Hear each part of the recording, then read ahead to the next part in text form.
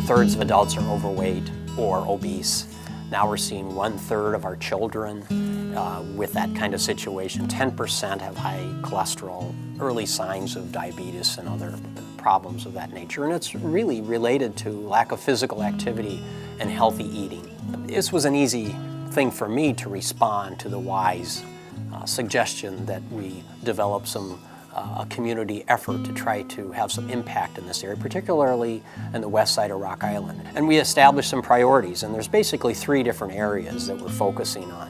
One is food, access to fresh fruit and vegetables. There's a lot of food deserts in low-income areas where it's not so easy to even eat healthy, should you desire to do so.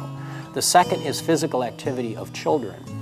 We're trying to get 30 minutes of physical exercise and before school and after school programs in Rock Island. And the third is the physical environment. It's the sidewalks, it's the bikeways, it's encouraging the safe routes to schools. John's impact on this project has just been phenomenal. The model for this project is that you have a YMCA coach, would be a staff person like myself, and then you have a partner coach, and John is our partner coach.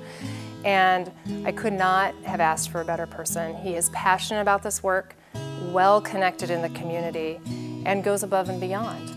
I think it's good for the community. If we can make progress along this line, I see our whole Quad Cities as being more attractive as a place to live, more attractive for young people to want to come here and work, lower cost environment for businesses because their healthcare costs are more manageable. So that's a kind of healthy community that I would like to see in the future. That's my vision.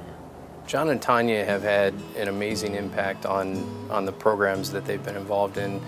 At a basic level, social responsibility can be defined as the giving of one's time, talent, and treasure. But when you combine that with leadership, it really drives a profound change in a community and can transform the way people are served, and that's why John and Tanya have been so important to the programs they've been a part of. I have been rowing, I think this will be my 6th season, and I just fell in love with it. And it's just one of those things when you're in love with the sport, you think that everybody should do it. And I just thought that people with disabilities should have access to this sport. Adaptive rowing is adapting equipment so that people with disabilities are able to row. Instead of adapting the person, we adapt the technique and we adapt the equipment. People who have disabilities often have other health issues, so it's very important for them to stay healthy and stay active. And with rowing, it gives them a lot of motivation. They want to do better, they want to compete. We have different options. It's not just recreational. They can go on a competitive level as well. I first started rowing, it was difficult for me to leave the dock because of the water scared me. And I thought, well, how brave are they with spinal cord injury or whatever their disability might be to go out and brave the water.